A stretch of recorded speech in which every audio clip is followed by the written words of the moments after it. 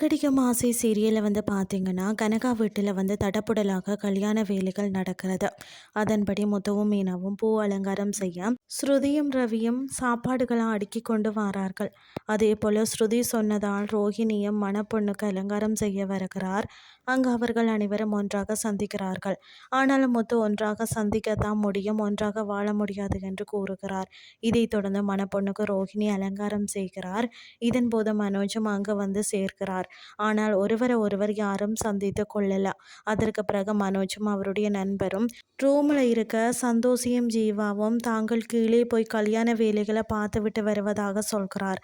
இதன் போது முத்துவும் மீனாவையும் பார்த்து அவர்கள் அதிர்ச்சி அடைந்து மீண்டும் ரூமுக்குள்ள திரும்பி வந்து விடுகிறார்கள். இந்த விஷயத்தை மனோஜிடம் சொன்னதும் அவர் அங்கிருந்து ஜன்னல் வழியாக தப்பித்து செல்ல முயற்சிக்கிறார். ஆனாலும் அவரை கூட இவர்கள் தான் தடுத்து விடுகிறார்கள். இதுதான் இன்றைய நாளுக்கான எபிசோட்.